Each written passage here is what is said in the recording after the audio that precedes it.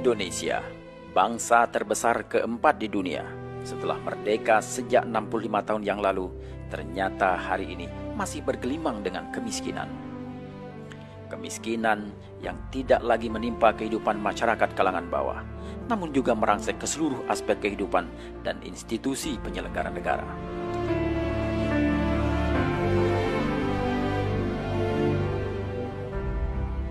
Di negeri kita, pengangguran meluas ke berbagai lapisan, bahkan menimpa mereka yang telah berpendidikan tinggi.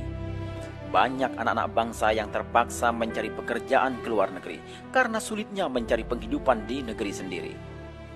Di sisi lain, perlindungan terhadap anak bangsa tidak bisa diharapkan oleh anak bangsa yang membutuhkannya. Jaminan sosial untuk warga miskin dan manula tidak mampu diberikan oleh negara.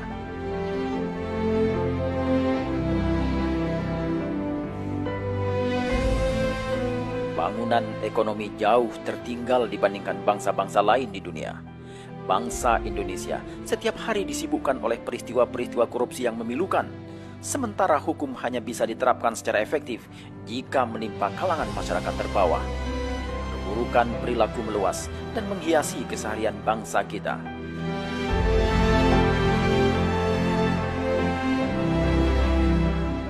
Di satu sisi, sumber daya alam yang sangat berlimpah milik bangsa Indonesia telah dikuasai oleh asing.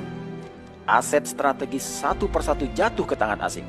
Bahkan tanpa disadari, kehidupan bangsa Indonesia telah dikuasai oleh bangsa lain dengan produk-produk asing yang mendominasi pasar di Indonesia secara tidak terkendali.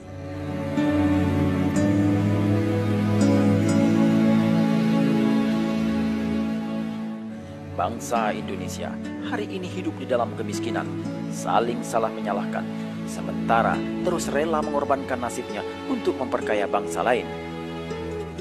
Hari ini kita menghadapi kenyataan bahwa 80% pasar tekstil telah dikuasai oleh asing, pasar farmasi 80%-nya asing, dan 92% industri teknologi yang hampir seluruhnya dikuasai oleh asing. Telah menunjukkan bahwa kita tidak berbuat sesuatu yang semestinya untuk negeri kita sendiri. Lihatlah berbagai produk yang kita gunakan sehari-hari, yang ada di kamar mandi, di dapur, di ruang tamu, di jalan-jalan, bahkan mainan anak-anak kita, pakaian, buah-buahan, makanan pokok. Tanpa kita sadari, ternyata semuanya telah didominasi oleh produk-produk asing.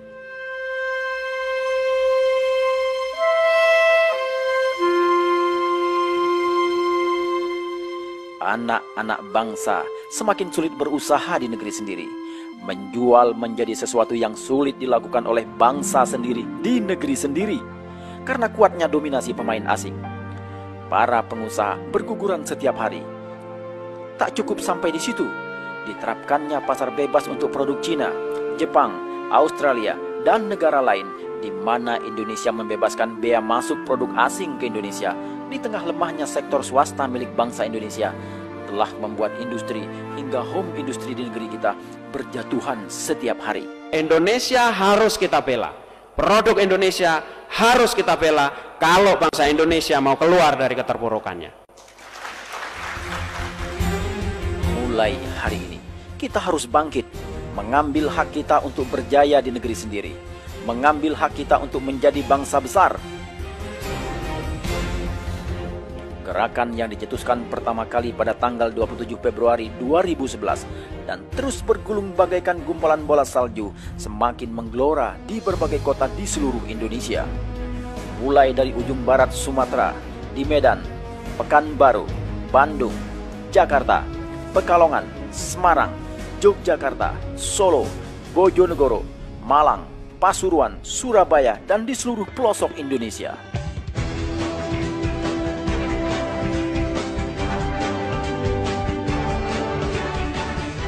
Beli Indonesia bukan gagasan segelintir orang, bukan pula gagasan sebuah kelompok masyarakat.